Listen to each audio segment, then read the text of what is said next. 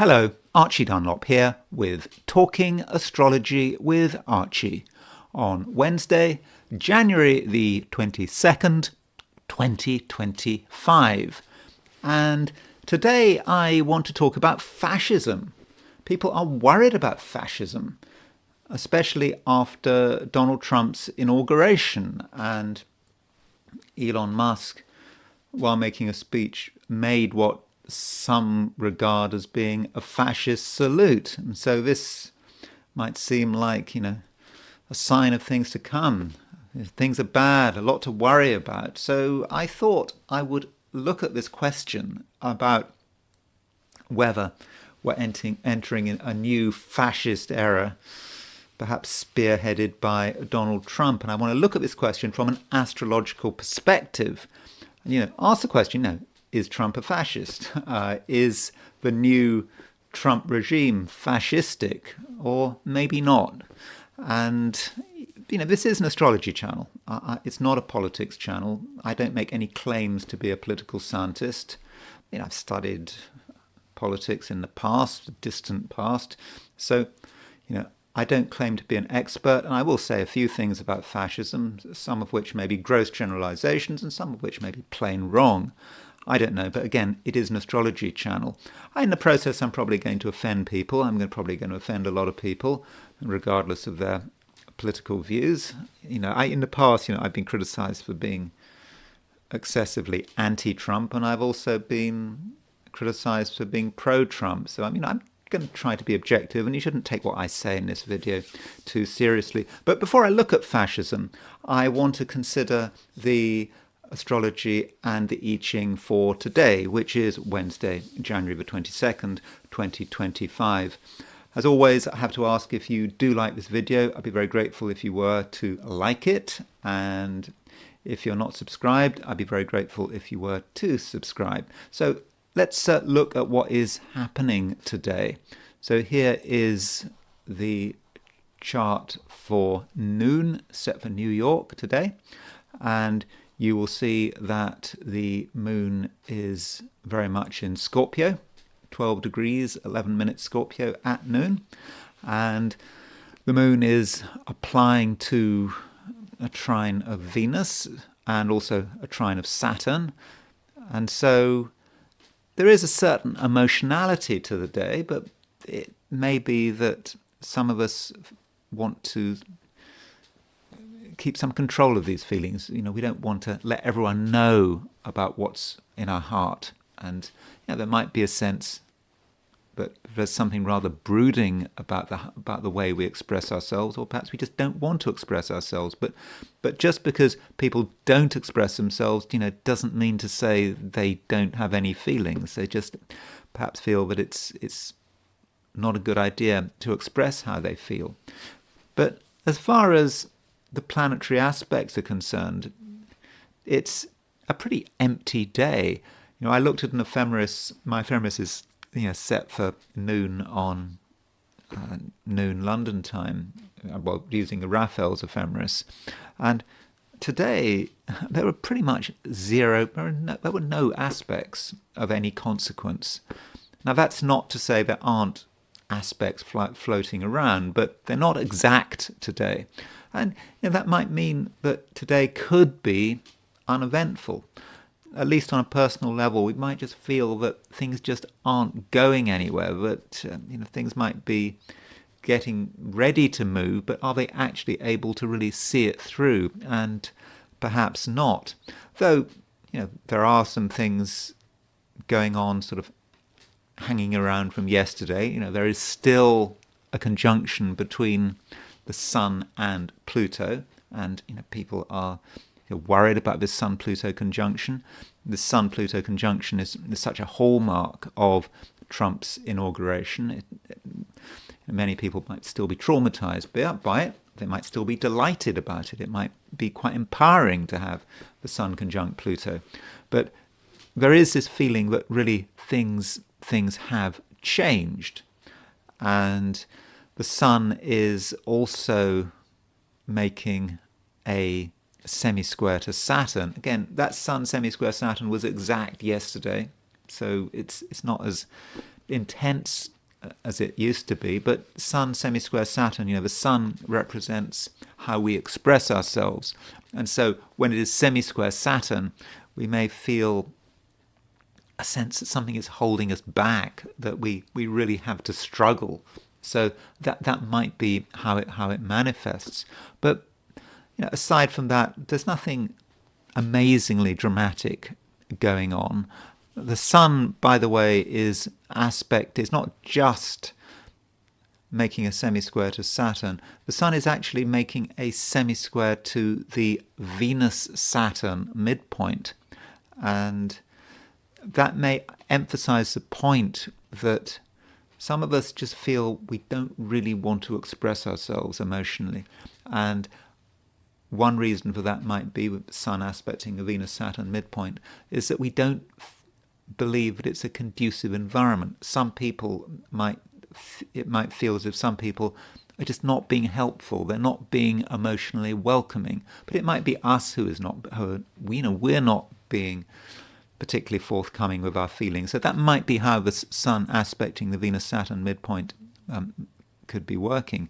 But I don't really want to say a great deal more about this chart, except the fact that Mercury is starting to move towards an opposition of Mercury is starting to move towards an opposition of Mars. And over the next day or two, that aspect will become exact. And Mercury opposition Mars, it's quite a verbal aspect. At the moment, we might feel that we can't really express our feelings, but the Moon is going to change sign, and we know with the Moon moving into Sagittarius, particularly if you're a fire sign, you might feel that this is your chance. You can really tell people what's on your mind. But right now, that Mercury opposition Mars is just forming, and so perhaps we're preparing what we're going to say, or we may feel we do have to say it. The time may not be right, but we just have to get it off our chest. So we shouldn't forget that aspect between Mercury and Mars. So that is the position in New York. If you look at the position Moon in Sydney, Moon is still in Scorpio, but Moon is in early Scorpio. Moon is at 4 degrees Scorpio. In fact, very early in the morning in Australia and New Zealand, the Moon, I think, would be in very late Libra. So there's a slightly different picture in Australia and New Zealand. And in Australia and New Zealand, perhaps the main aspect is Moon making a square to Pluto, square to Sun. So perhaps in Australasia, things might be just a little more intense than in, say the Americas. And then there is the heliocentric picture. This is when you put the Sun at the center of the solar system. And like yesterday, there is an opposition aspect between Mercury and Venus.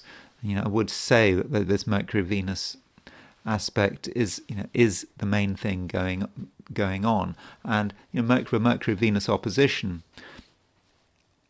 is perhaps about the knowledge that we are good at something. We just know we're good at something, but it's an opposition. And the concern might be that we can't get people to understand that we're good at something. And so we might hold back, and that might be part of the Moon being in geocentric Scorpio. So we might hold back, but Mercury opposition Venus is a challenge, and it perhaps is a challenge to really show what we're good at, to demonstrate, for example, our artistic skills or even our entrepreneurial skills. I mean, we don't have to necessarily do it right now, but we perhaps have to find new ways to show people what we can do. Though Mercury-Venus opposition, once we harness it, I think it can be quite a good aspect. It does allow us to interact, and there is a sort of bit of a dynamic tension there, which might be interesting. And at the same time, there is a trine aspect, heliocentrically, between Mars and Neptune. And, this Mars-Neptune trine needs to be treated in the right way. Mars is about how we express our energy. And Mars trine Neptune, it's a bit fluid, to say the least. And we may feel something going on out there in the solar system or beyond the cosmos that we don't fully understand, but we find it interesting and it's very motivating. And so if we're putting our energy into things of a spiritual or artistic nature, then that Mars trine Neptune could work very well for us. On the other hand, if we are completely obsessed with getting results, we feel we want to get concrete results, we want things to be very clear, then the Mars trine Neptune aspect could actually work against us. And we might find that we're thwarted at every move. So with that Mars trine Neptune, do ask yourself, what you are putting your energy into. It might be a sense of, render unto Caesar what is Caesar's. And if you do that, then things might not work out, because if you focus on the material level and on trying to make progress in the world of money and power, then Mars trine Neptune might be a problem. On the other hand, if you Mars trine Neptune, if you focus on things relating to spirituality and God, then I think that Mars trine Neptune could work pretty well. Now, reminder, Jupiter is getting ever closer to that square of Saturn. You can see Jupiter, remember, heliocentric square. Heliocentric squares between Jupiter and Saturn only happen once, because in a heliocentric picture, planets don't go retrograde. And Jupiter is getting closer and closer, and Jupiter is now only 16 minutes off that square to Saturn. And so we are starting to feel it, and perhaps the economy is starting to feel it. And as people get more concerned about what is happening in the economy, and it's not that the economy is necessarily going to suddenly blow up or anything. It's all about our concerns. And I suppose concerns can have an impact on the markets. But I'll try to talk about that Jupiter-Saturn square in a few days' time. I mean, working with heliocentric squares is a little more difficult, but I suppose I can try and find a way to search for these squares and find out, have some examples of when they became exact in the past. But Jupiter square Saturn does focus on the business cycle, on the economy, and on society to some point, to some level. So that's a heliocentric picture. And now I want to move to look at the 12 signs. Now, there is not much going on. I always say this, there's not much going on. But today, there really isn't much going on. And maybe this will be reflected in the length of my forecasts for the 12 signs. So these are my forecasts for the 12 signs for today, which is Wednesday, January the 22nd, 2025. Aries. Aries, what are you going to put your energy into? I mean, you've always got to have something to put your energy into. I mean, you're an Aries.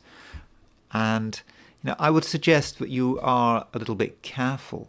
If you want instant results today, particularly in a sort of a concrete, material sense, then I think there is a possibility that you will be disappointed.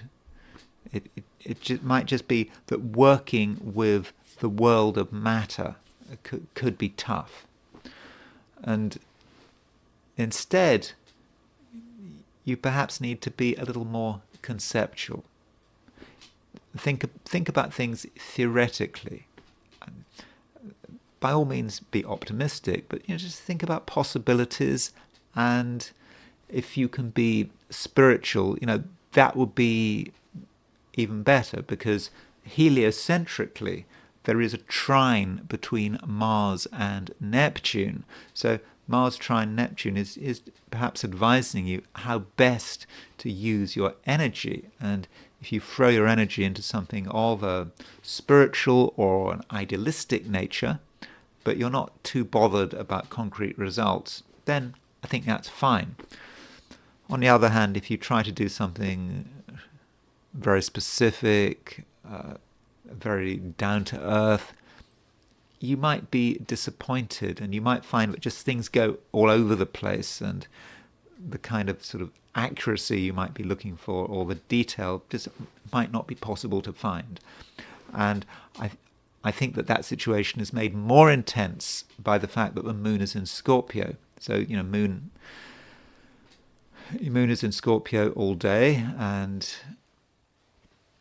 for most of the day, the moon is going to be in the Via Combusta. So the moon is in the Via Combusta from 15 Libra to 15 Scorpio. So things might not happen as you expect, and you might end up feeling very frustrated. But this would only be if you had concrete goals, concrete desires. There are things that were very, very specific that you wanted to get a handle on. But there's no harm in preparation. You do have insights, and you probably need to put yourself in a position where you can maximize these insights. So if you are a super extrovert, you always want to be at the center of things, you want to be the leader, then maybe things are just not going to work, and you'll miss important details. But if you take a more relaxed approach, and you're not in a hurry, and you take the view that everything is going to take time to develop, then things are going to be easier. And as the day progresses, overall, I think things will get easier and easier, because the moon is applying to a trine of Saturn, and that moon trine Saturn will be especially useful if you're in the Americas. If you're in Europe, Africa, certainly Australia or New Zealand, you might not really feel that moon trine Saturn, but it is there. And so slowly, Aries, you can start to get things together, and to work out what is happening. Now, it might feel, in terms of what I've just been saying, that you don't have any influence, or not much influence, but that's not the case. If you want to have an influence, you certainly can be noticed, and the things you say will be powerful, and you then have to think about what you're saying. Just because you can be powerful in terms of your words doesn't necessarily mean that you should be powerful. But if you want to make some kind of sudden intervention, Aries, then I think you can do it, and your words can actually have an explosive quality to them. And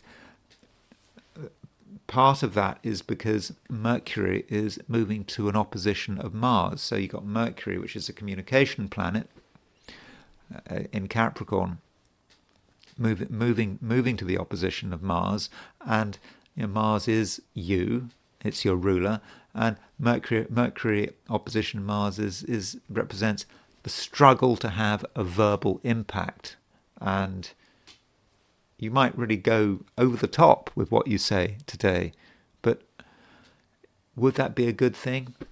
I'm guessing no. I mean, even if you really feel strongly about something, you really want to say something, I would just recommend that you hold off.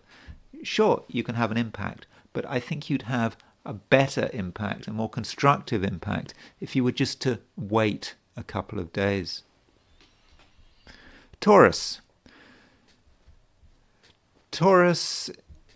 it's possibly a day when you shouldn't take things too seriously. I mean, I think you might find yourself taking things seriously. I mean, Taurus is a serious sign, and Taurus likes things to be, straightforward and down to earth. And once you get involved with something, you want to give it everything. But if you take things too seriously, then there's some danger that you might feel a little bit frustrated. Maybe it's just a question of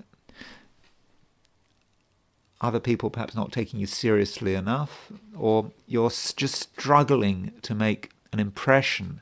And in the heliocentric chart, Mercury was making an opposition, or Mercury is making an opposition to Venus. And with Mercury opposition Venus,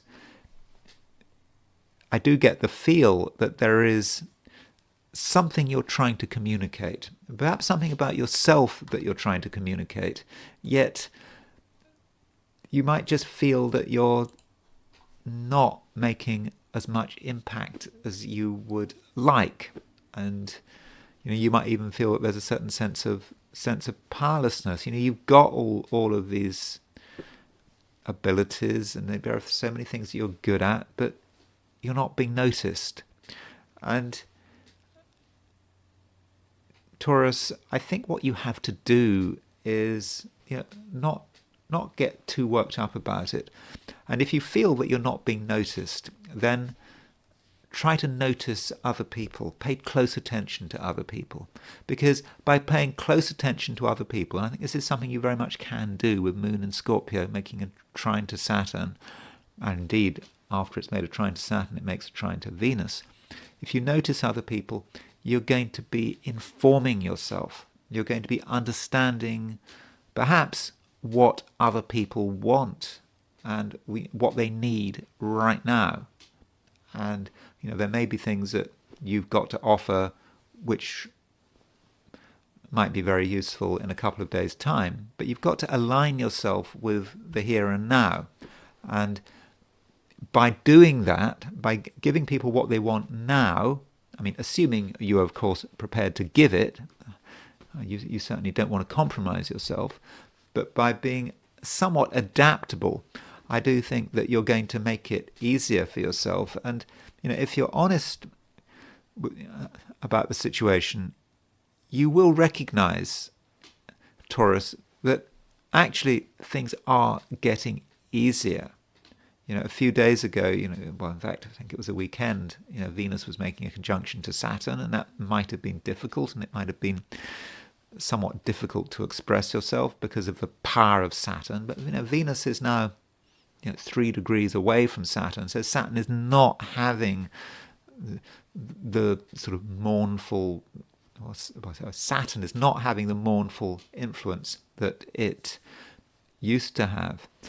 Though, it's not just you that is struggling to say something. I think actually everyone at some level is struggling to say something. Everyone's got something to say, but they're looking for the moment, and the moment perhaps hasn't arrived, and that could be creating a certain amount of tension.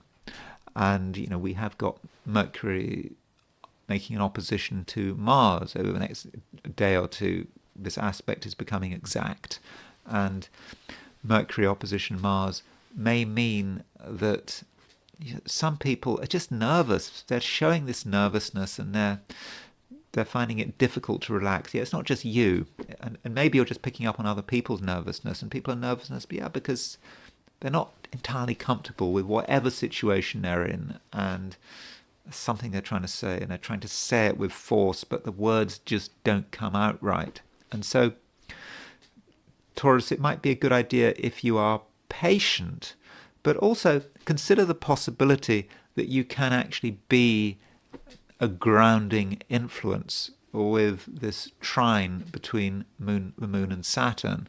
And this trine between Moon and Saturn is particularly strong towards the end of the day, and particularly strong if you're in the Americas. But I do think that everyone can at some level feel this trine between Moon and Saturn, and that includes Taurians. And that trine between Moon and Saturn does allow you to bring not just yourself down to earth, but I think it allows you to bring other people down to earth. And perhaps, Taurus, it's just about quietly, gently stating the things that are obvious. Start with what is obvious.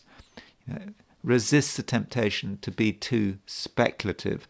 And if you have big ideas, and I think actually many Taurians do have big ideas, which are tinged with a little bit of optimism and even fantasy, but the ideas do exist. Work on these ideas. Don't feel you have to express them.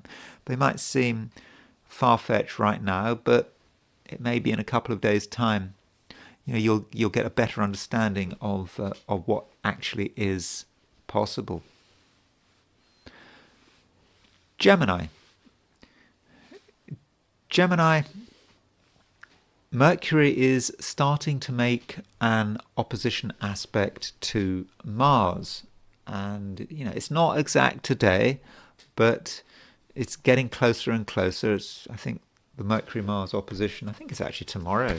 Let's just check that. So Mercury represents you. Mars represents something which might be somewhat aggravating. Mars can be an aggravating influence. So yeah, that Mercury-Mars opposition is tomorrow, perhaps the day after if you're in Australia or New Zealand. So Thursday, Friday, we've got Mercury opposition Mars. And so with that aspect, it might be that you're getting ready to do something, say something, make something happen. And you are feeling a little bit impatient. And there is some danger that you act too early. Geminis can do this. Speaking as a Gemini, the Geminis can just blurt things out. They feel they've got something to say. The words are in their head, so why not just say it? But it might be a case of speak now and repent at your leisure, or something like that. So once you've said it, you can't take those words back. So if you are going to communicate something, particularly if you're going to do it with anger and dynamism, do make sure you get your timing right. And I just don't think that now is the right time. There are things you have to do, there are things you have to work on, there are things you have to prepare. And above all, Gemini, it's very important that you get your facts right. And of course, I'm talking to myself to some extent, Sun in Gemini, and I'm about to talk about, later in this video, I'm going to talk about fascism. Am I going to be getting my facts right?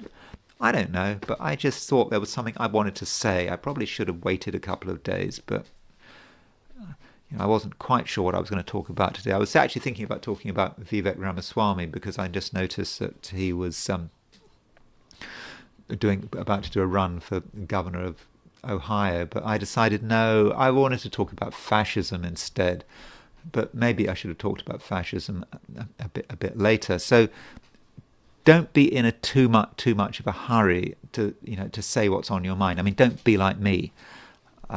Just hold off. And what are you holding off for? Well, you're holding off perhaps for the moon to get into Sagittarius. I think when the moon moves into Sagittarius in a day or two's time, I think things are going to be a little bit easier. And just right now with the moon in Scorpio, it just feels as if there are things that you do need to work on, and you shouldn't necessarily be looking for immediate attention. But the moon in Scorpio is not necessarily too much of a problem. The moon is actually making a trine to Saturn, and this trine with the moon and Saturn, which is a feature, might be today, might be tomorrow. This moon trine Saturn does actually really allow you to get yourself together. Not in a way that is dramatic. In fact, it's a way that is quite understated, that people hardly notice. But Gemini, you're doing good work. You can do good work. It doesn't matter if you're being noticed. It doesn't matter if you're being ignored. That you are slowly moving in the right direction. And if you keep going, you will eventually get the results you're looking for. So be patient. As far as people are concerned, other people may be somewhat interesting, and they may give you some inspiration, which at some level you might feel is missing from yourself. I'm not saying necessarily that you are uninspired or even uninspiring, but getting something from the outside, getting a spark from the outside would, I think, be helpful. And it just may be that you can have a sudden meeting or a sudden encounter, or you hear something that someone says something out of the blue, and it can change everything. So don't assume that everyone's going to behave in the same old way, and don't assume that the makeup of your social situation is going to stay the same. Something might happen. Someone might leave. Someone might arrive, and that could provide you with a certain amount of excitement. Cancer. Cancer, it's a day when I think that things are just slowly going to get better. And so, however you feel about things, you can just remind yourself that, in an hour's time, things are going to be better than they were right now. And you don't have to be in a desperate hurry. You don't have to have a load of expectations. You can just go through the day, and whatever you put your energy into, it will bear fruit slowly.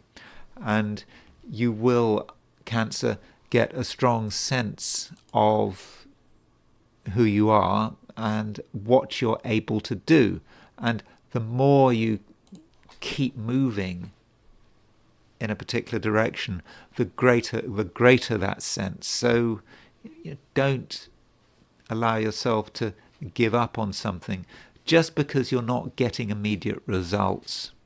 The results will happen if you're doing something that you can do. Then it must work. Okay, I'm not giving an absolute concrete guarantee, but logically it must work, and you just have to keep going, keep moving, and I don't think that there'll be many disturbances. I think you will be left alone, if you want to be left alone, to just make things happen in your own way. Though, at some stage you will get noticed. The moon is making a trine to Saturn, and this trine to Saturn, happens maybe late today, maybe into tomorrow, but this moon trine Saturn, I would regard it as being very constructive, particularly for you, and you will, in the end, I think, get noticed, and you'll recognize that certain people are on your side, and they want you to be successful, and they want you to be want you to be sort of accomplished and happy.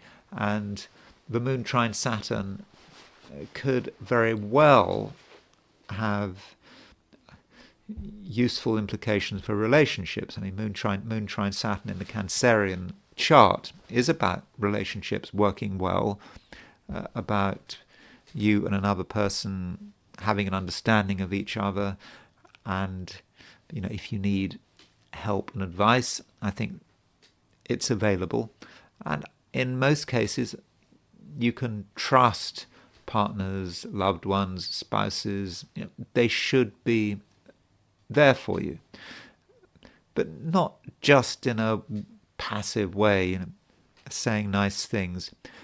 They can give you ideas, and so if you're feeling a bit bereft of ideas, you're feeling a little bit uninspired, then another person could provide the inspiration you're looking for. Though I can't help but notice there is a conjunction, an opposition between Mercury and Mars, and this Mercury-Mars opposition it's not exact today, but tomorrow and the day after, Thursday, Friday, there is an exact Mercury-Mars opposition. And Mars is in Cancer and Mercury is in Capricorn. So it has a pretty direct impact on you, this Mercury-Mars opposition. And, I've just said that relationships should be an area that is pretty satisfactory. I mean, after all, the moon is trine Saturn. But Mercury opposition Mars is indicating a different picture, even if you don't feel it today or feel it completely today. And it might be that someone says something that you don't appreciate. That's Mercury in Capricorn. Or even they don't say something you don't appreciate. You may want people to say things or to support you in a particular way. And if that support is not forthcoming, there is a danger that you get angry. And that's just something you have to be ever so slightly aware of. It is coming up. So do monitor your reactions to other people. I think in general it's okay today, but by tomorrow it might be a different picture, and you just have to be careful about your responses, and don't take what people say at face value. Very easy to do that, but if you do take people's words at face value, you might get angry, or then I suppose if you get angry or you get annoyed or you show your irritation through the things you say, then that might create an escalating circle. So the Mercury-Mars opposition needs to be treated with caution, but you're a Cancer, you're very aware of it, and you're very aware of what's going on emotionally in the emotional environment, and you can probably see a problem a mile off. So I don't think there's any absolute need for that Mercury-Mars opposition to manifest in a negative sense. At least I don't think it need manifest today in a negative sense. Leo, you probably feel, like yesterday, that you don't really want to be anywhere. You certainly don't want to be anywhere that involves a lot of responsibility, a lot of attention, and you may actually just enjoy your own company. So in that way, today, Wednesday, may be a continuation of Tuesday. It may be part of the same movement, and it may be difficult to get things done, at least done in the way you'd like it all to be done. And I don't think it'll be as difficult as yesterday, but it could still feel that it is something of a struggle. So I would suggest that you keep it simple, and you trust your intuition. If you know that something's not going to work, then probably best not to try. Wait until tomorrow or the day after. And so, take it slowly, and don't have too many expectations of other people. I mean, other people might not be up to scratch, with the sun making a semi-square to Saturn. You may feel that certain people are restricting you, and that they're holding something back. You want them to say something. You want them to tell you how they feel. You want some feedback, but you're just not getting it, and that could be, Leo, somewhat frustrating for you. But don't take it to heart. Don't take it personally. That is something that Leos can do. You don't get the attention you feel you deserve. You take it personally. But is there any purpose for that? Instead, you should take the view that this is largely a temporary situation. Just allow things to calm down. In a couple of days' time, things will be, I believe, a lot easier. So, just go through with it. I'm sorry to repeat what I said yesterday, but I do think, though, today is a better day than yesterday. So if you had a brilliant day yesterday, well, that might indicate that my forecast wasn't right. And if my forecast wasn't right yesterday, well, it probably won't be right today either. So, that would be great, wouldn't it? And also, Leo, don't forget that the Sun is still conjunct Pluto. So, yesterday there was an exact conjunction between the Sun and Pluto. The Sun is, of course, your ruler. And this Sun conjunct Pluto, well, it depends how this conjunction manifests. One way in which this Sun-Pluto conjunction could have manifested was just a feeling that everything was just too much. Pluto can drive people underground. I mean, after all, Pluto, Hades, the god of the underworld. So it's not surprising that one response to a Sun-Pluto conjunction is to keep quiet, to keep a low profile, to, I don't say literally be driven underground, or you don't have to spend a whole day in a basement, but that can be one response. Another response with Sun conjunct Pluto is to think a lot about power and who has the power, and you wanting to be in power or wanting to have power, but feeling that it's not quite going your way. And that might mean that you feel that you need to make a special effort to assert yourself, even if you feel that the odds are against you.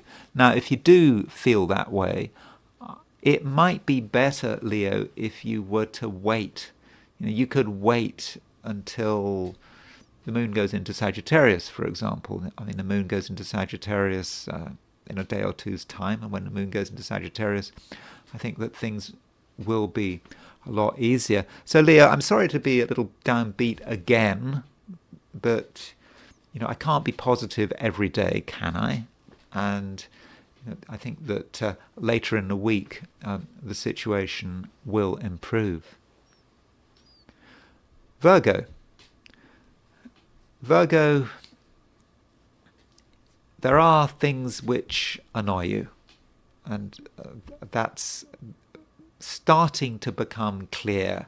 And the reason I'm saying that is because there is a growing influence of an opposition aspect between Mercury and Mars. Now, this Mercury-Mars opposition is exact tomorrow or the day after.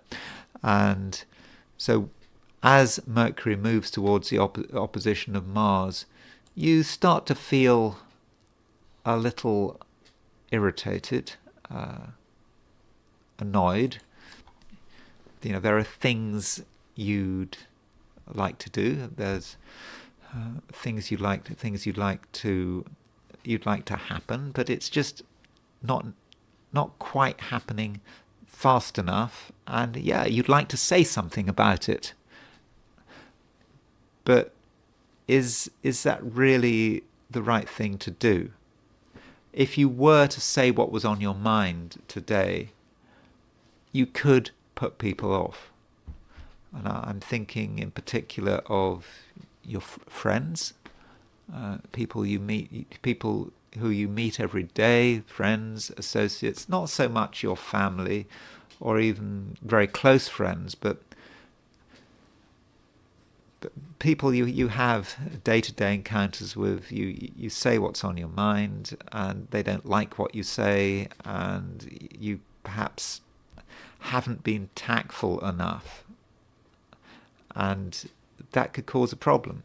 And so if you want to say something that is really of great significance, it might be best if you would just wait a bit, because now just might not be the right time. Alternatively, you could just focus on getting the structure right. And structure, as the day progresses, is going to become increasingly important. The moon in Scorpio is starting to make a trine to Saturn. The trine to Saturn, well, it becomes exact this evening if you're in the Americas. It will be exact tomorrow if you're elsewhere. But with that moon trine Saturn, does give you an opportunity to really work on your message. The message as you see it right now is probably not the right message, but as the moon gets closer to the trine of Saturn, your feelings will start to click into gear, and you'll have a greater sense of what should be said, and most importantly, what shouldn't be said. And if you say nothing and you just observe, that might be the best scenario. Because if you say nothing, you're allowing other people to communicate, and you get an idea about who you're dealing with. And people are going to be giving things away left, right, and centre. They're going to be giving indications about who they are, what they want, what their opinions are, and you can just take it all in. Because if you allow that kind of one-way flow of information, when I say one way, the information is coming from the outside your way, and you don't intervene, you don't respond, you just pick it all up. You gather a huge amount, and you really start to get to a really good understanding of what things are like and how best to respond. So that does mean, Virgo, that if you handle things right, it can actually be a very productive day. And there's no need to comment. And if something happens that you weren't expecting, particularly in terms of other people's behavior, it's important, as far as is possible, that you just take things in your stride. You just perhaps regard yourself as being an explorer, an astronaut on an alien planet, and you're open to anything. You haven't seen this, you haven't seen it before. Come in with that naive approach, and without any expectations, and see it with new eyes. And if you can see things with new eyes, then actually you may start to see possibilities, and you may start to see the future forming. And it would be good if you could, to an extent, let go of the past and let go of the script, and ideally sort of take the day 1 minute at a time, and not try to ram your own views and your own prejudices onto other people and onto the overall situation. And I think that is probably the best way of handling the day's challenges. Libra, you are still feeling to some extent the conjunction between Venus and Saturn, and that Venus-Saturn conjunction was exact this weekend. And these two planets are still 3 degrees apart. I mean, the influence is becoming more subtle, but you are aware of the influence that some people had over you, and the fact that you weren't always in control, and the heaviness of another person's presence is still there. But there's no need to be overwhelmed by it, because you're moving forward, and whatever those ties were, they're getting weaker, and you're actually having a lot more freedom. So you are freer and more in control today than you were yesterday. But just because you have complete freedom doesn't necessarily mean that you should do whatever you want. Libra, if you're honest with yourself, that your day has, to a great extent, already been decided. So, I don't know when you're listening to this, but when you are listening to this, when you're looking at Wednesday, you know that most of the decisions have already been made. You know where you should be at particular times. And that might sound boring, but in a way it's also somewhat reassuring. It can actually be a very predictable day, and things can just work out, exactly as you expect. And there's no need to think beyond the situation. But I think you probably will. Some Librans seem to be drifting. They are thinking about what is possible, and you're not entirely happy with the real world. You'd like something more. You'd like to go further, and you might be imagining how things could be. And from a spiritual perspective, I think many Librans are going to feel that they are in tune with something larger for themselves. But don't jump to conclusions. Just because you feel that you're in tune with something, even if you feel that that something is giving you messages or is telling you what to do, don't necessarily take it at face value and believe without questioning everything you feel you're being told. Because today there are a lot of truths flying around, but there are also a lot of half-truths and lies flying around as well. And distinguishing between them, between the three, is going to be hard work. And I don't think that you should necessarily believe what other people say. Now, in the heliocentric chart, we did look at the heliocentric picture today. In the heliocentric picture, there is an opposition aspect between Mercury and Venus. And Mercury is quite a talkative planet. It's quite a thinking planet as well. And it may be challenging you. So the challenges could come from yourself in terms of what you're thinking about. Now, I've already said that some of your thoughts might actually be quite fantastic. So you're trying to do things in a fairly down-to-earth, straightforward way, but some of your thoughts are going in a different direction. They're not entirely satisfied with what you're doing. And that could cause a certain amount of agitation. And what you have to do is accept some of your fantasies, some of your big ideas, not dismiss them, but just say, well, they can maybe wait for later. Don't allow them to be a major distractor. Or that distraction could, of course, also come from what other people are saying, what people are saying to you, what you're saying back to them.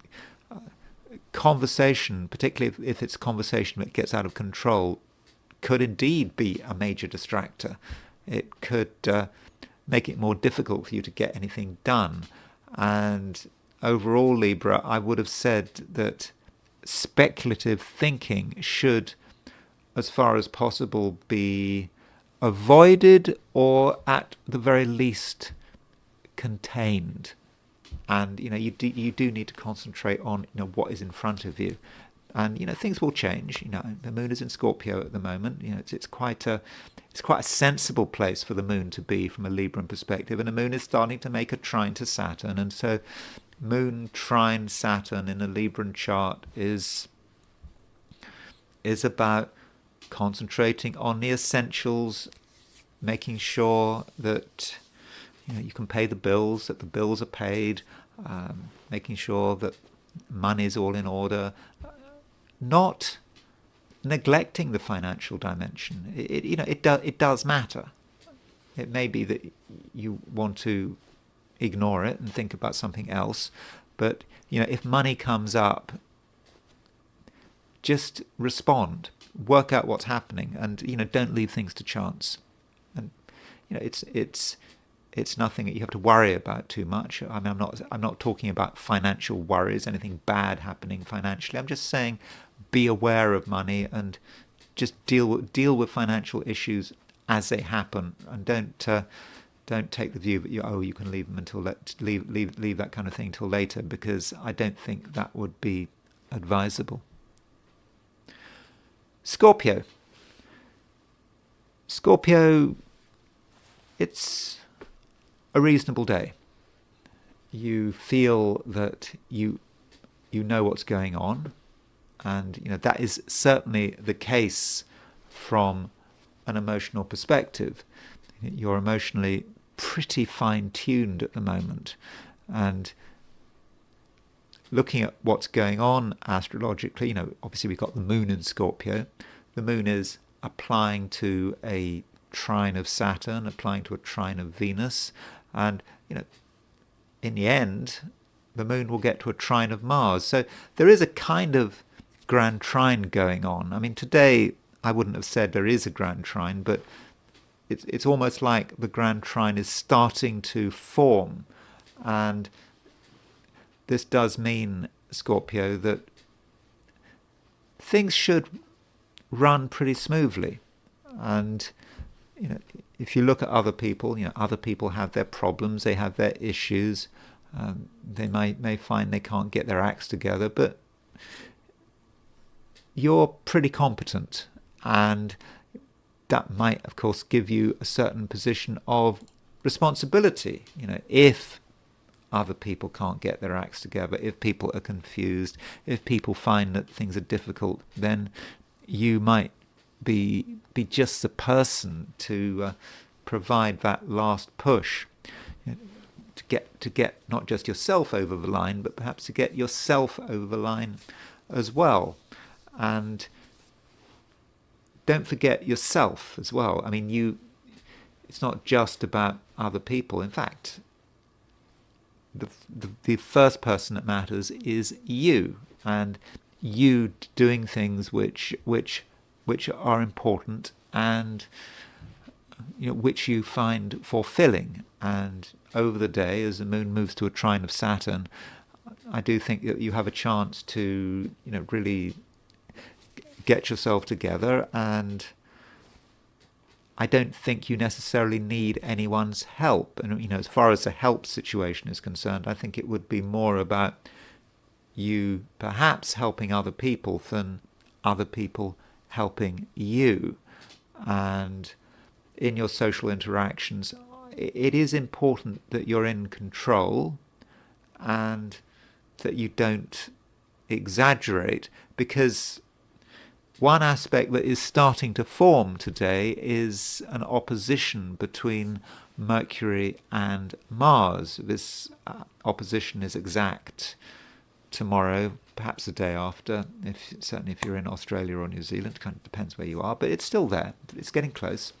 And Mercury opposition Mars could encourage you to get involved in a conversation, or perhaps a line of thought that is not constructive.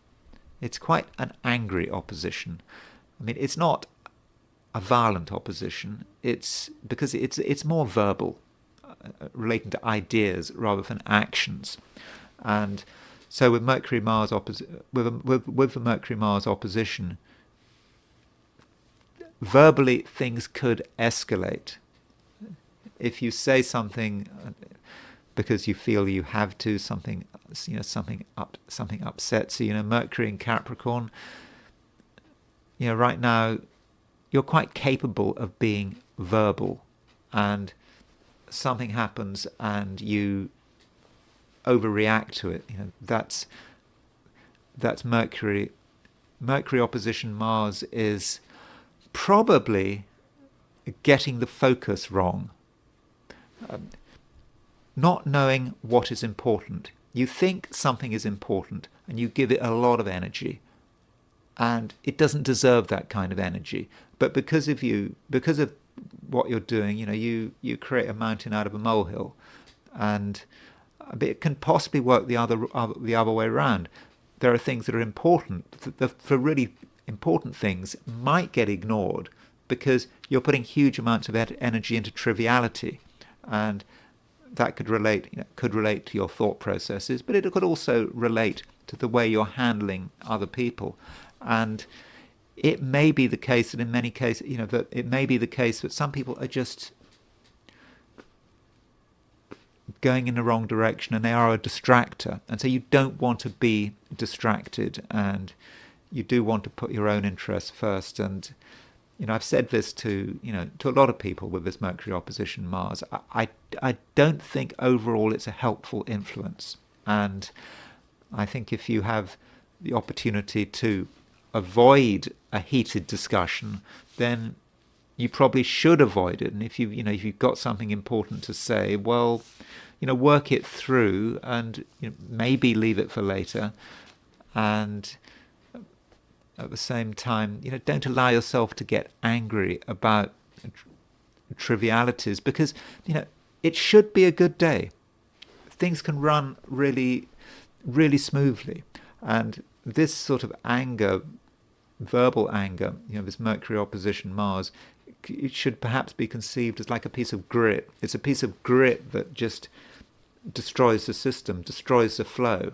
And what makes that grit so destructive? It's you putting too much energy into it. And so you put too much energy into something, you lose the flow, and the day could be spoilt. But it needn't happen. I think that if you do the right thing, if you trust yourself to get it right, and you put your own material first, you prioritize yourself, you don't regard anyone else as being too significant, then the day should be fine. Sagittarius.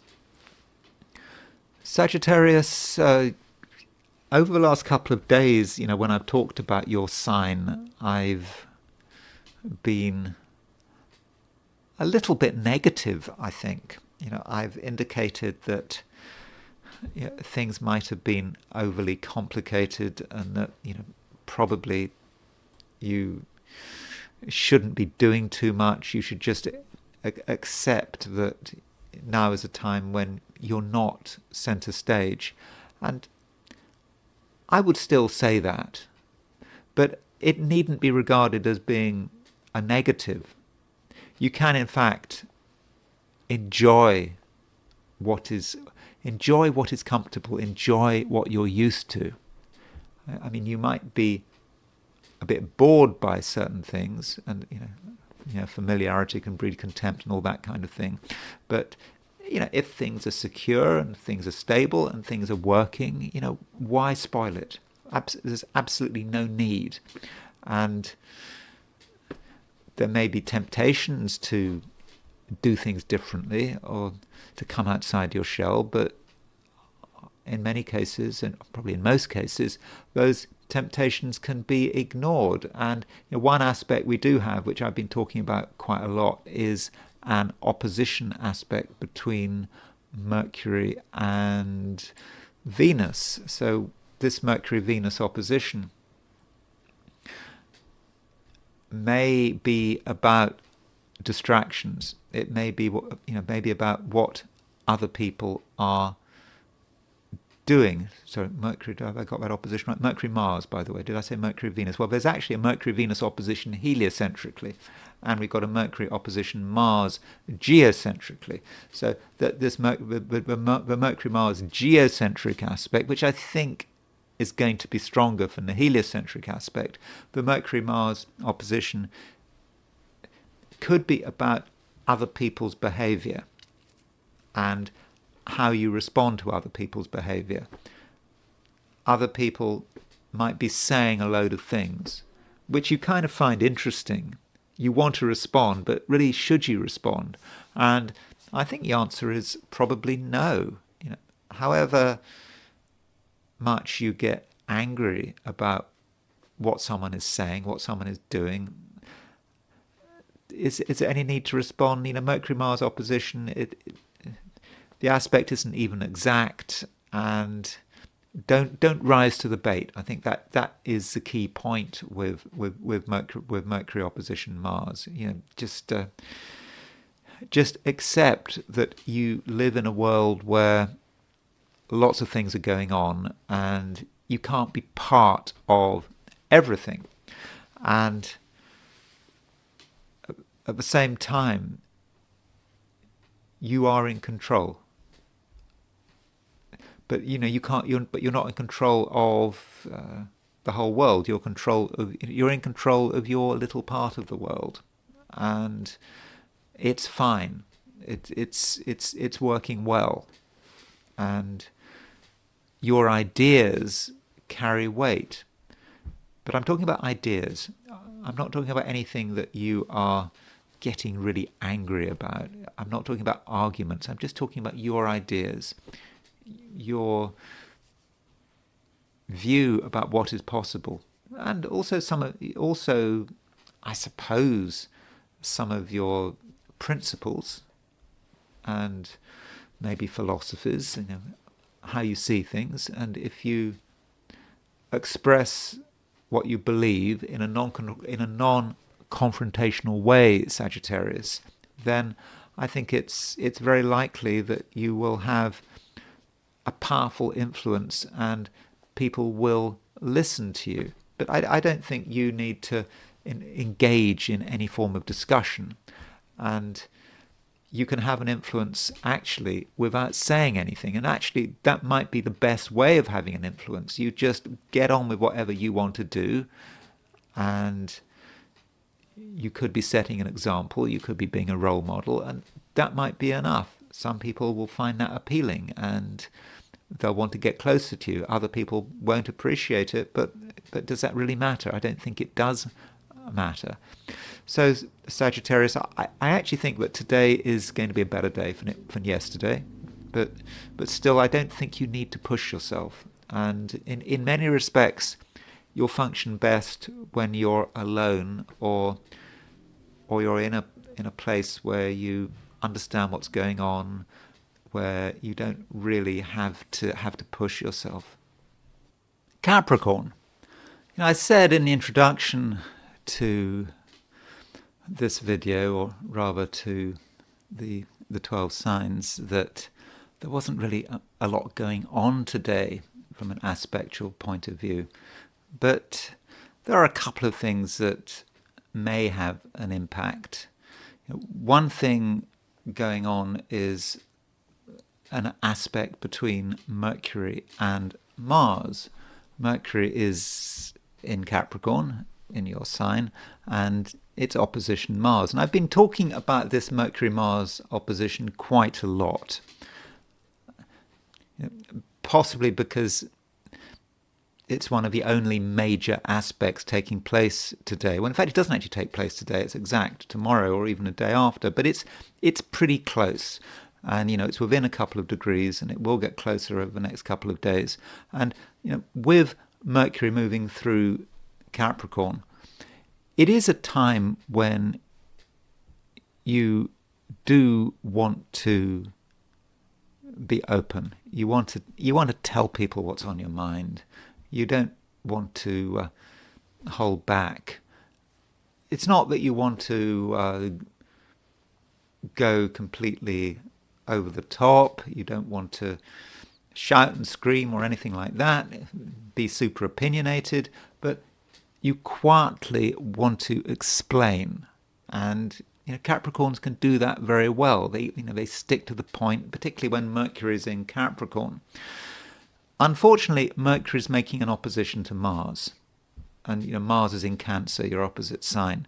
And so over the next couple of days, however careful you are in terms of what you say, it's possible that you get a negative response. It might seem obvious to you what you're talking about, uncontroversial, but not everyone will see it that way. And it might therefore be a good idea, Capricorn, if you really try to consider what actually is happening in other people's minds, and try to understand their vulnerabilities, because it may be that just something you say, something you point out, could really trigger them. It could hit these vulnerabilities, could make them concerned, make them feel that they have to respond, that they have to defend themselves. Yeah, some people really are defensive. And so, in terms of what you say, Capricorn, just tread carefully, and you don't want to get into a dispute unless it's really important. Sometimes you need to get involved in a dispute because the time might have arrived, but in most cases it would be better if you were to hold off, and you were maybe more tactful, more diplomatic. And of course, Capricorns are quite capable of being diplomatic. And another aspect going on is a trine between the Moon and Saturn. So this trine between the Moon and Saturn, Moon is in Scorpio, Saturn is in Pisces. This trine is going to be exact if you're in the Americas later in the day. If you're not in the Americas, it might be more about tomorrow, unless you make a real effort to find this aspect. That is the thing about astrology. Astrology does represent potential, and the closer an aspect is, the easier it is to take it on board and to make it become part of you. If it's quite a wide aspect, it might require a little bit of imagination. But with the Moon making a trine to Saturn, this raises the possibility of being able to get on with people. I might sound as if I'm just contradicting myself, because I was just talking about Mercury opposition Mars, and you have to be very careful with other people. Other people could be oversensitive, but you can get on with people provided you're not controversial, and provided you don't point things out. Even if those things seem to be obvious to you, you just say as little as possible, and it may just be a case of just being with people, trying to understand them, and just observing them, showing some sympathy, listening to them, Moon trine Saturn. And also, if you need some help from another person, so perhaps something's not working as well as it should be, or you need some advice, then it does seem that people really are available for you with this Moon trine Saturn. And I think that does get stronger as the day continues. So other people today can be a real bonus, provided you just don't take things too far. And some things, Capricorn, are probably just left unsaid. And just because you've got power, the power to change, the power to force people to stop what they're doing and pay attention to you, just because you've got that power, and you have got that power, doesn't mean that you have to use it. Aquarius, the Moon is in Scorpio. It's in the middle of the sign. It's not really making any aspects, except it is making a trine to Saturn. But that trine to Saturn, you may not feel that until tomorrow. So with the Moon in this state, not making any major aspect, it does make a few semi-squares, but I don't want to go into those. With the Moon in this state, it might be that you have a fair amount of choice. So there's nothing that you absolutely have to do. And if you want to do nothing, then you probably can. But that would be a shame, because it's a day, Aquarius, when you can really make useful progress, unspectacular progress, I would say. We're not talking about dramatic events, but if you set yourself a goal, you decide you're going to do something and you're going to do it today, then slowly you can actually get it together, and you can do it your way, and you won't, I don't think you'll be disturbed. And that really is important, and you will appreciate it. Aquarius is a Saturn-ruled sign, and the Moon making a trine to Saturn does allow you, to make what I would have said was really good progress, and you will make an impression. Other people, when they see you, they'll just realize that you're making solid progress, and also that you are very intent on achieving your goals. And I think there'll just be a general feeling that people will either want to cooperate or they're going to want to get out of your way. So it could be a very productive day, but I don't think it's going to be especially exciting, though you shouldn't forget that the Sun is still conjunct Pluto. That conjunction with Pluto was yesterday, but it's only a degree apart, and that Sun-Pluto conjunction in Aquarius will, I think, keep working for you. It will allow you to be determined, and it will give you a lot of power. And you can actually see how this power works from an aspectual point of view, because one aspect we've got today is, well, we had it yesterday. We had Sun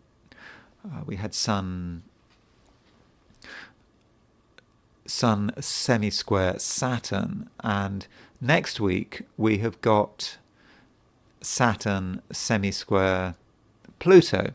And what we have now is Saturn aspecting the Sun-Pluto midpoint, making a 45-degree aspect of a Sun-Pluto midpoint.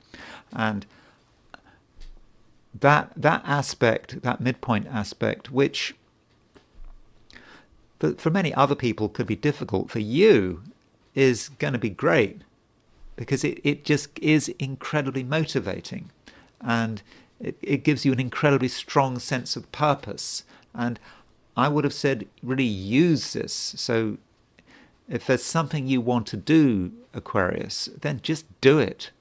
And you can even set yourself quite ambitious goals. And I don't know how you want to perceive those goals or actualize those goals. I mean, it may even be that you want to put a price tag on those goals. You want to actually make a particular amount of money, but it may not be about money. It may be something else. But overall, Aquarius, whatever you put your mind to, within reason, I think you really can achieve it. And I don't want to spoil things by saying any more than that.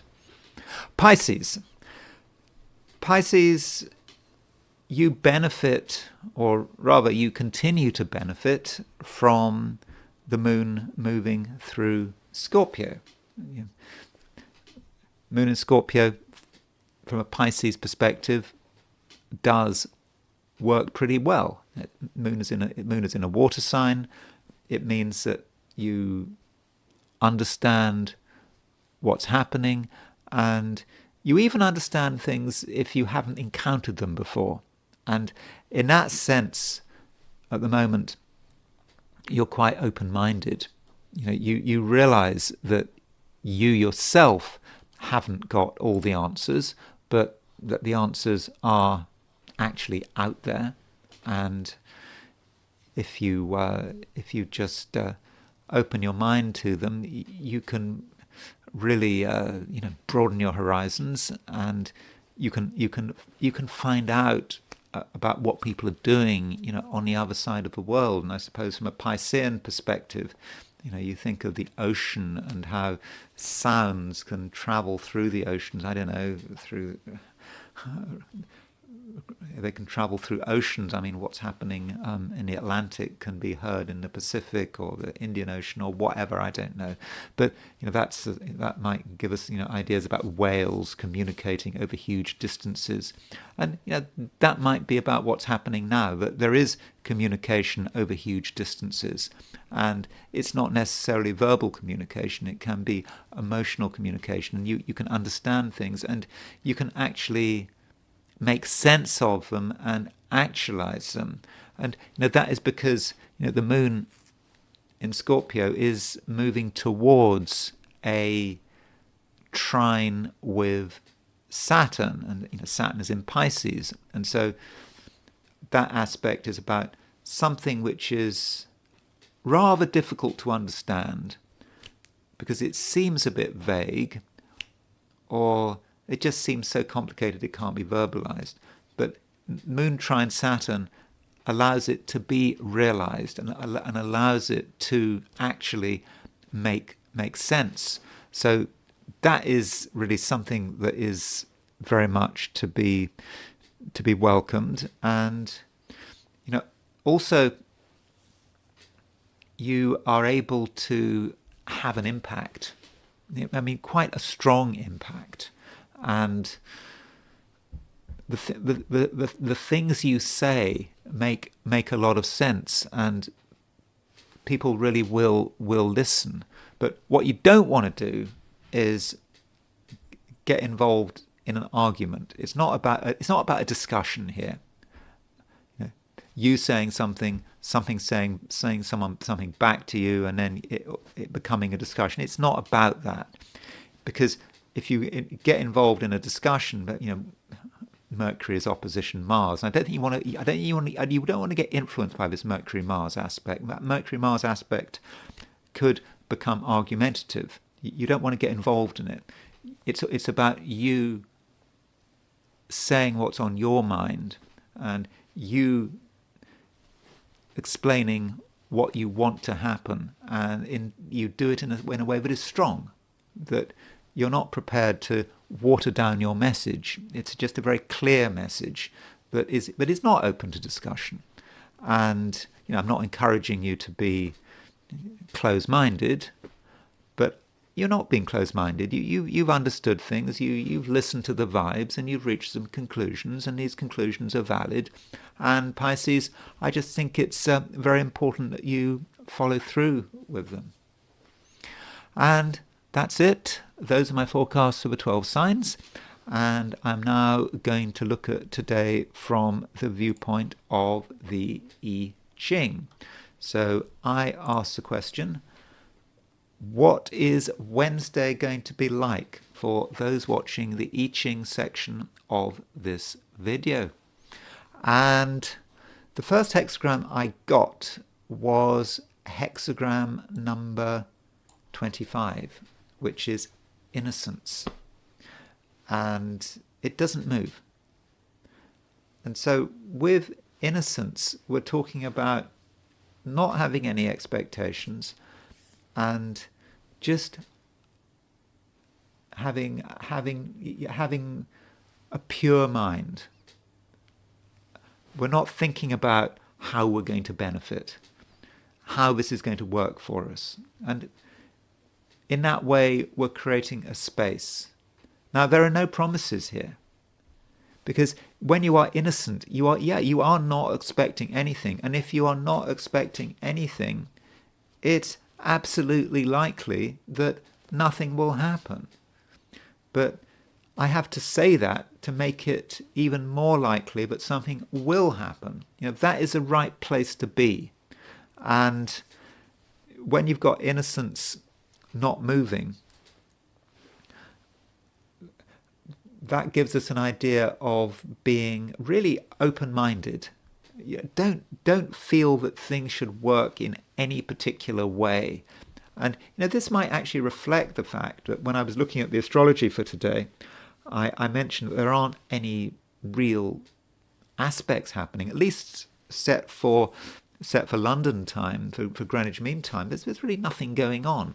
I mean, in the Americas, we do have a trine to the moon's making a trine to Saturn, and making a trine to Venus, but really late in the day. And it's that kind of day. So we shouldn't have any expectations, because it's a day when things actually may be fairly quiet, and we should just focus on maybe self-development. And the nuclear hexagram, the underlying hexagram of innocence, and I always like to look at the nuclear hexagram when I've got a locked hexagram, because a locked hexagram means no moving line, so we don't have any moving lines. The nuclear hexagram is hexagram 53, which is development, gradual development.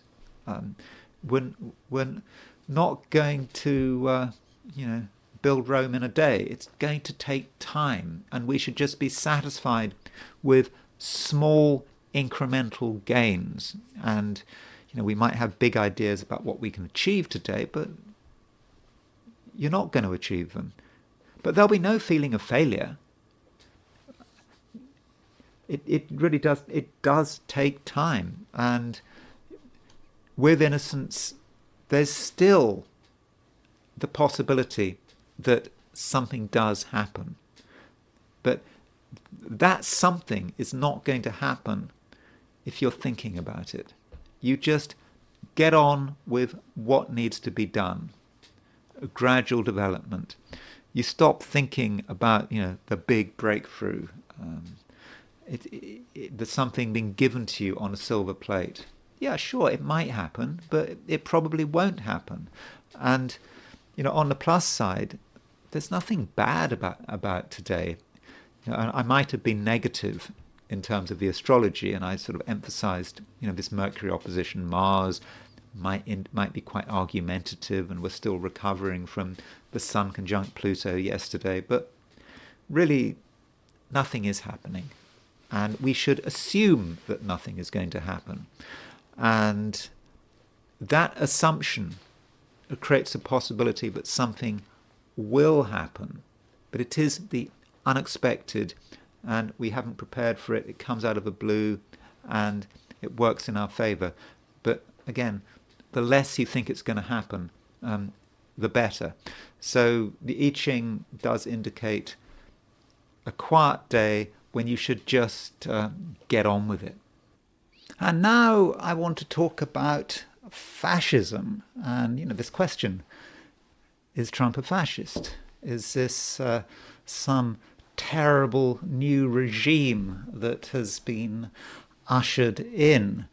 Some people might want to think about Yeats's poem, The Second Coming, and the last two lines of The Second Coming. So the last two lines were, "And what rough beast, it's come round at last, slouches towards Bethlehem to be born." Is that Trump? Is he slouching towards Bethlehem? And people mentioned this poem in 2016 when he got elected, that this was almost like the Antichrist finally been reborn, or perhaps a fascist dictator.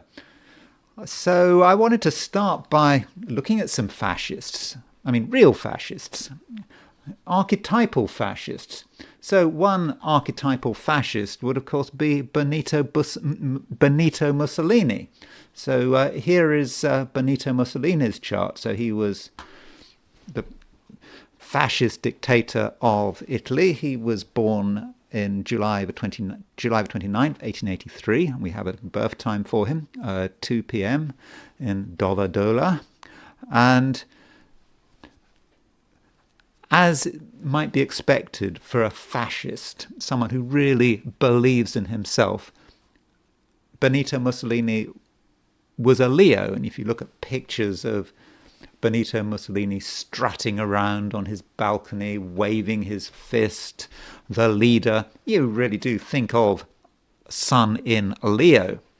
And he also has a Moon-Mars conjunction in Gemini. Benito Mussolini liked the sound of his own voice. He had a lot to say. And if you actually look at the whole shape of Benito Mussolini's horoscope, it's all up in the air. Everything is above the horizon. So this is a man who is in the public eye all the time.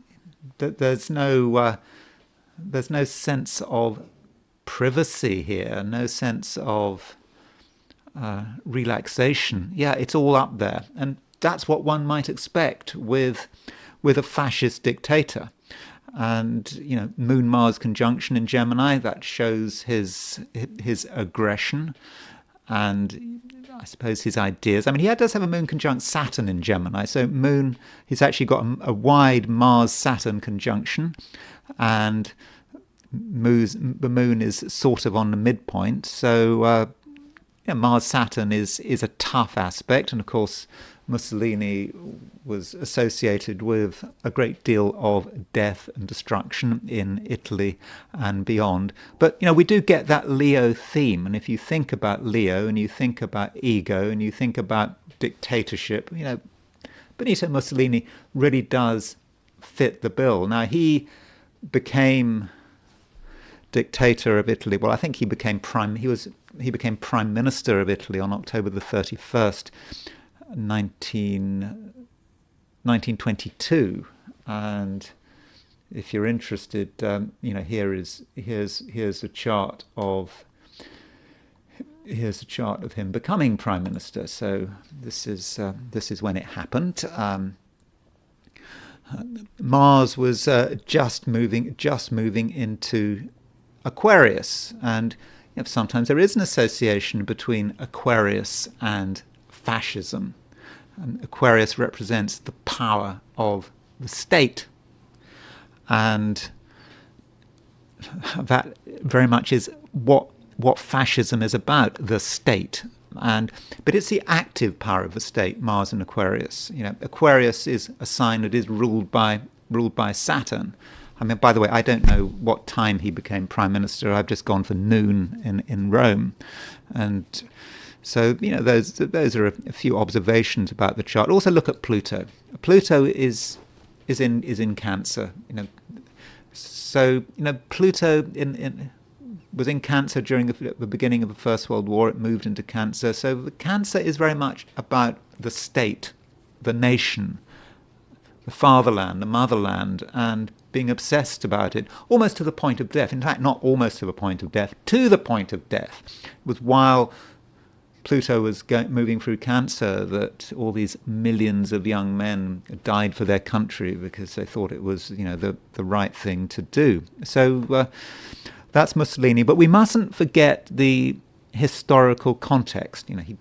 He was made Italian prime minister in 1922. When the Pluto was in Cancer.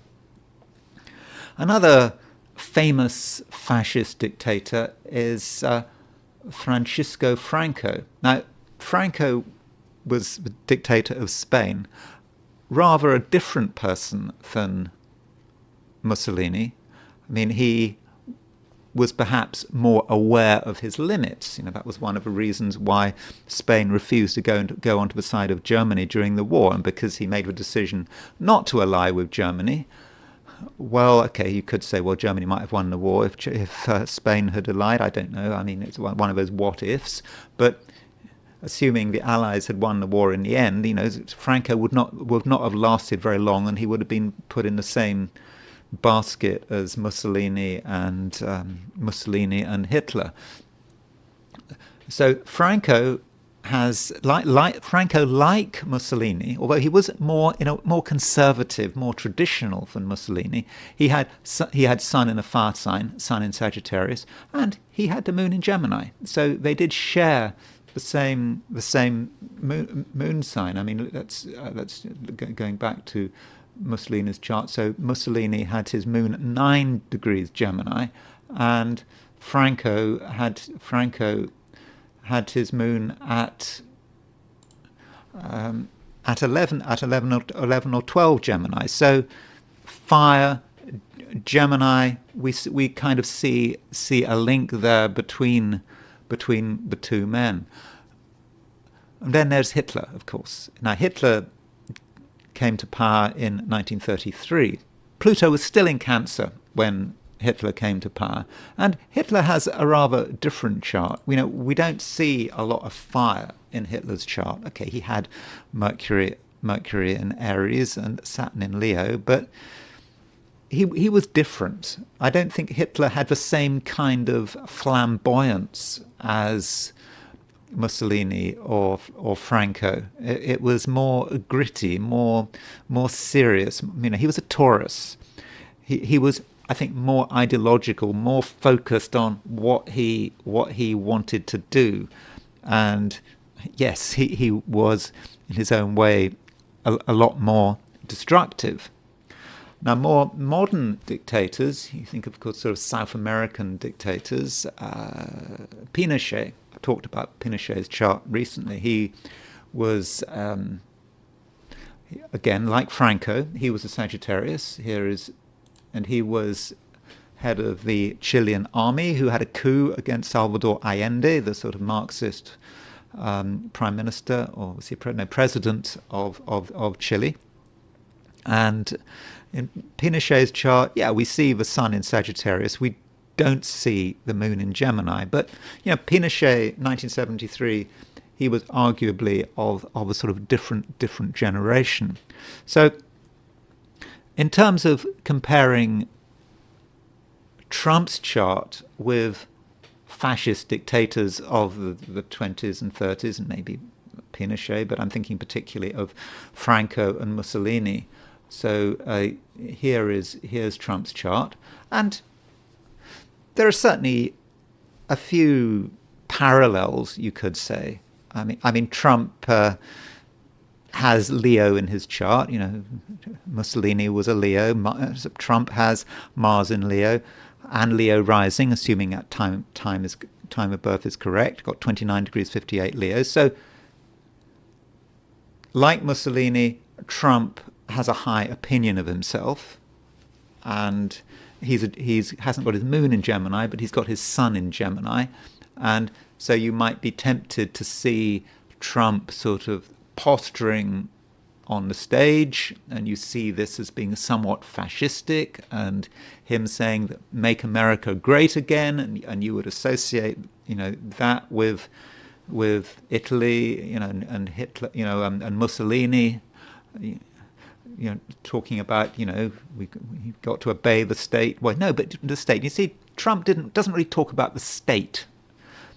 I mean, that's not. He talks about America, make America great again. But I don't think that Trump actually sees the state as a means in itself.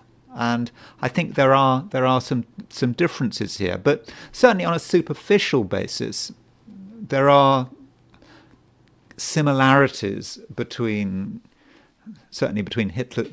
Mussolini's chart and Trump's chart, and perhaps to a lesser extent with him and Francisco Franco. I mean, Franco had the moon in Gemini, but it may be we should make a different comparison. I mean, a strong leader, another example of a strong leader who's currently in power is Benjamin Netanyahu.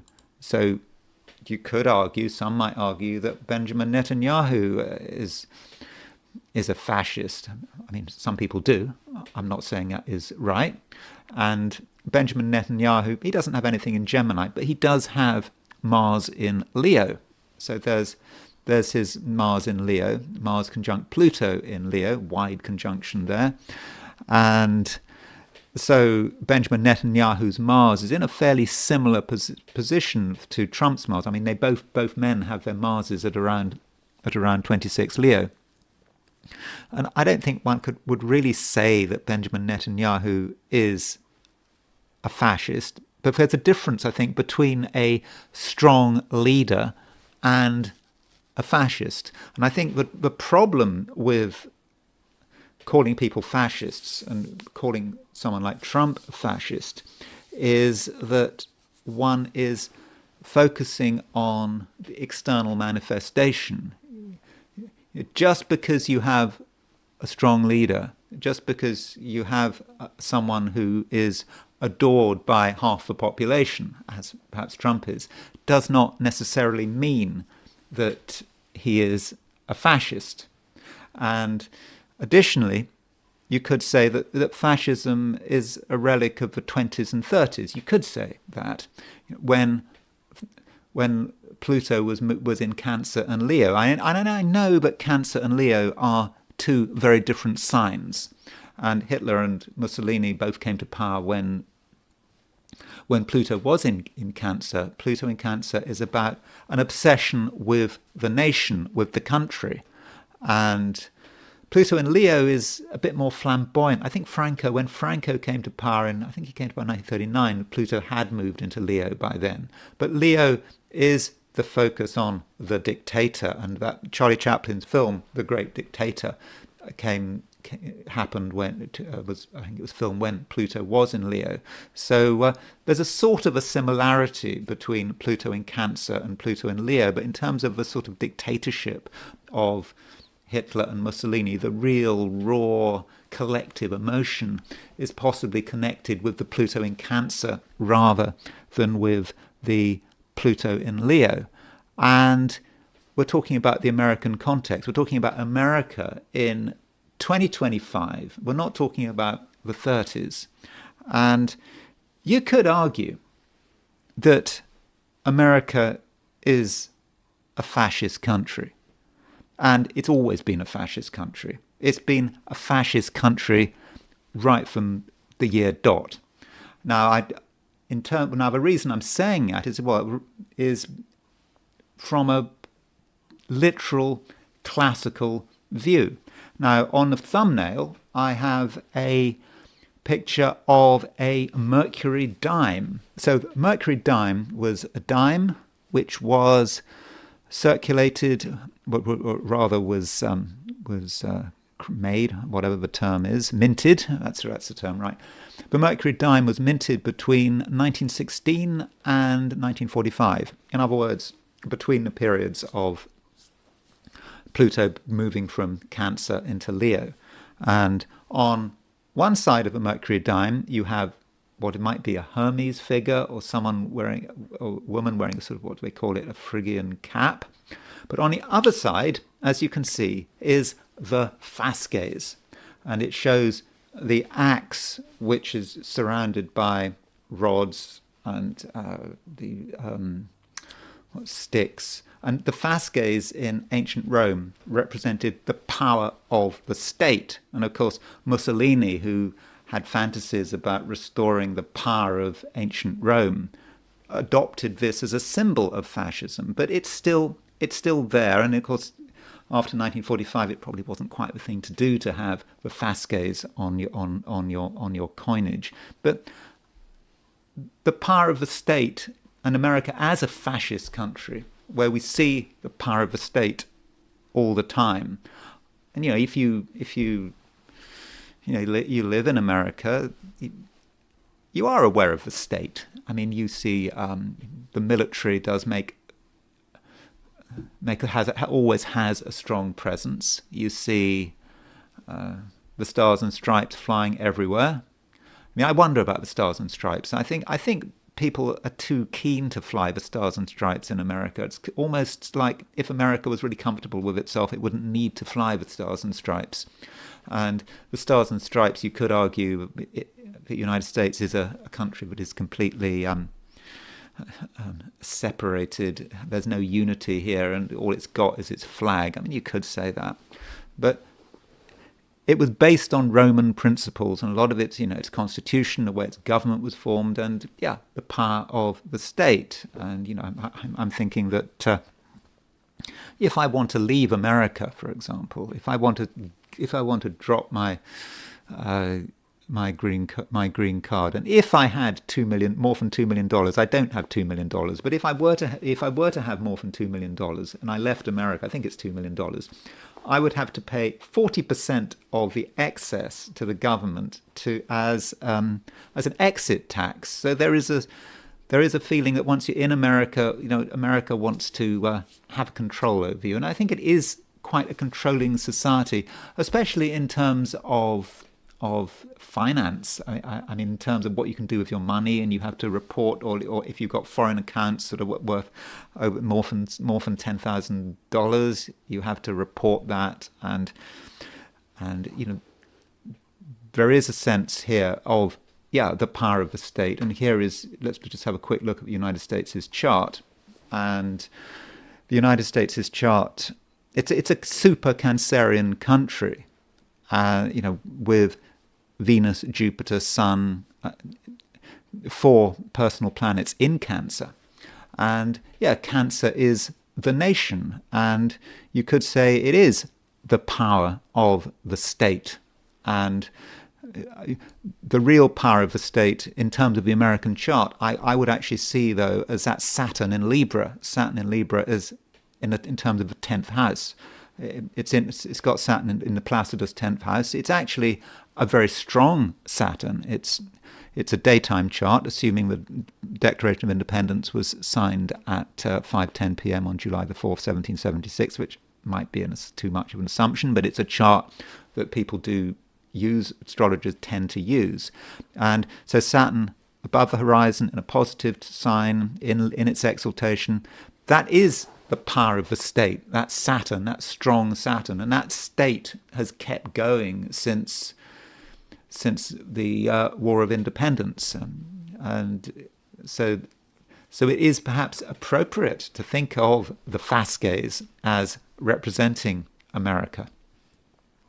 And we've looked at Trump, and I would have said, in terms of Trump, he's an American president. I don't think it's reasonable to actually say that that Trump is a fascist. And how can he be a fascist, or how can he actually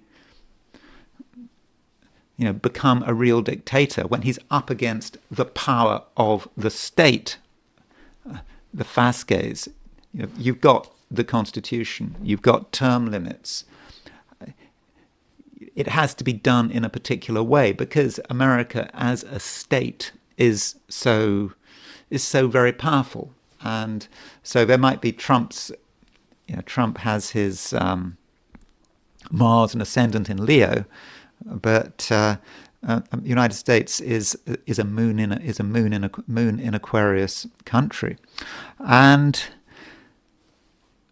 with fascism, there's this association in terms of the power of the state. Fascism, you associate it with the right. But, what about the left? And you could argue that the most fascistic president of the United States, I mean, in a sort of literal sense, in terms of the Fascism, not necessarily in terms of fascism as you associate it with Mussolini, would be Franklin Delano Roosevelt. So Roosevelt came to power in March 1933. Roosevelt was an Aquarian. So here is Roosevelt's chart. I don't really want to talk too much about Roosevelt's chart, but Roosevelt had 2 planets in Aquarius, Sun and Venus in Aquarius. And I do associate Aquarius rather than Leo as being about the power of the state. Aquarius is a Saturn-ruled sign. It's about actively trying to control the state. And Roosevelt came to power in 1933. He was inaugurated on March the 4th, 1933, just over a month after Hitler became Chancellor. So in a way, Roosevelt and Hitler were part of the same generation. And you could see something very controlling about the Roosevelt regime. I mean, again, this is from a right-wing perspective. I'm not saying I'm right-wing. I'm just saying the way people on the right view Roosevelt, they don't necessarily regard him as a good thing. I mean, one thing he did was he confiscated people's gold. And on the 5th of April, 1933, there was the order that everyone had to hand in their gold. And that's quite a dramatic thing to do. But it being the 20s and 30s, he was able to get away with it. People did hand in their gold because the government wanted to take control of parts of the economy, and I suppose they wanted to use this gold to support the economy, to support the economy, not just support the economy, I think to support the dollar. I'm not too sure on the precise reasons why they wanted to confiscate everyone's gold, but yeah, everyone was told to hand in their gold, and everyone obediently did it because they thought it was the right thing to do. And so again, this is the 20s and 30s. So part of the fascism of Hitler and Mussolini, you can see it in America as well. And this does, again, represent the power of the state. And this does raise a question about what does fascism mean, and where does power actually lie, and where are you trying to infringe on people's power? And the surface impression of fascism, like the great dictator, that it is just a surface thing. What actually matters is how people run their lives. Do people have control over their money? Do they have control over what they say? And Friedrich Hayek, the sort of Austrian economist, who had left Austria, I think partly as a result of the rise of Nazism and fascism, he wrote this book, The Road to Serfdom. Again, I'm not saying I prescribe to Hayek's views, but Hayek argued that Nazism was essentially a form of socialism, really. He saw socialism as the slippery road to totalitarianism. I mean, he was a radical anti-socialist, and he was Margaret Thatcher's favourite economist. And so he would say any attempt to restrict people's economic freedom would be, the road to totalitarianism, and hence his book, sort of the road to serfdom. And so, if you're accusing Trump of fascism, you perhaps should see fascism as a whole, as a whole picture. I don't think Trump, for example, is trying to interfere with people's lives in an economic sense, and he argues for sort of reduced taxation, which is probably something that Hayek would agree with. People should be able to do what they like. People should be able to spend money how they like. But then, additionally, you've got this freedom of speech angle. And one of the features of sort of a classic fascist Nazi regime is you can't say what you want. And even in private. I mean, it's not just a feature of Nazi regimes, of course it's a feature of communist regimes. But still, that ability not to say what you want is a feature of totalitarian systems. And there is this issue, over the last few years of freedom of speech in terms of social media, posts being censored on Facebook, and with this sort of the woke thing. If people say the wrong thing, they're likely to be cancelled. You could say that this is something very very fascistic. I mean, it isn't fascist itself, but there is an element of fascism here. And in terms of Biden and Biden's regime, when Biden came to power, so here's a chart of Biden's inauguration.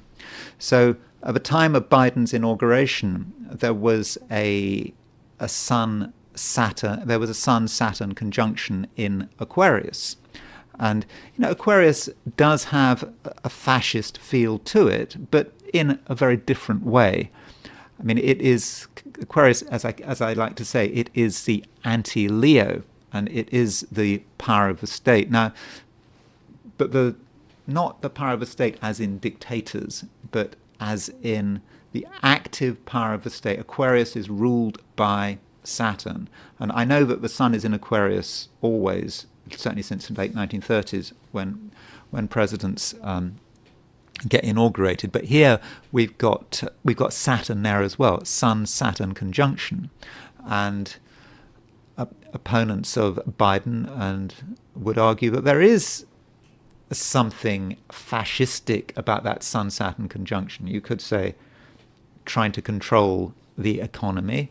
I mean, one of the reasons, one of the many reasons that Biden lost is that he alienated people holding cryptocurrency, people who are really into Bitcoin. I don't think it swung the election, but it certainly didn't help. And there was a feeling that Biden and Elizabeth Warren were systematically trying to close down crypto, and it had what's the head of the chair of the SEC, Gary Gensler, was just creating this tangle of rules which prevented people from making the most of cryptocurrency, and it was said that he drove out the crypto industry from the United States, and so gave Trump an amazing opportunity to get a few more votes, and of course one of the reasons why the cryptocurrency lobby supported Trump so much was because of Biden's attack on cryptocurrency, or his perceived attack on cryptocurrency. So that is Sun-Saturn. You could argue that is Sun-Saturn, the Sun-Saturn conjunction, wanting to be in control, and wanting to be in control of aspects of the economy. And Saturn was in Aquarius when Franklin Delano Roosevelt was inaugurated in 1933. And there's also, in terms of there's also what you can say, and certainly since the start of the war in Ukraine, it's been very difficult to get unbiased information. I mean, it's certainly far worse in Europe. I mean, there was a German journalist, I think, who was reporting on the Russian side of the lines, and I think they had their bank account frozen. And the Democrats seem to really resent aspects of the First Amendment. They sort of feel that it's a shame, the First Amendment, because people can push out fake news. You should be reliant on legacy media. But with the war in Ukraine, certainly reporting of the war in Ukraine, the legacy media has become increasingly aligned with the state. Now that is a classic sign of fascism, when the media and the state become aligned with one another. And so to make that association with Trump and fascism in terms of the whole free speech angle does seem to me not to be reasonable. So I think that there is not really much evidence that Trump is a fascist. I don't get that, because if you actually look at what fascism is, then all you're left with is a caricature of fascism. Charlie Chaplin in The Great Dictator. From an economic perspective, and also from a perspective of free speech, being able to say what you like. And of course, you've got all the sort of wokeness and pronouns, and of course, that is not something that Trump is happy about. And you could argue, in terms of free speech, that the Trump victory is supportive of free speech. You could argue. I'm not saying that is necessarily the case, but again, that seems to me a further argument that Trump is not a fascist. But then there is another argument to say, but Trump's hate speech encourages fascism. So it's fascist not necessarily because it is fascist itself, but because people listen to what Trump says, and that has an impact on their actions. And of course, that is always going to be true, especially when you're dealing with people who are mentally unstable. People who are mentally unstable, they're going to pick up on what people like Trump are saying, and that's going to spur them to action. But it seems that in sort of mainstream media, there seems to be that it only happens on the right. It doesn't happen on the left. But As Trump has said, and I'm afraid he's right. When Trump was shot in, certainly there has been two attempts on Trump's life. This is a September the 15th attempt. Moon is in Aquarius.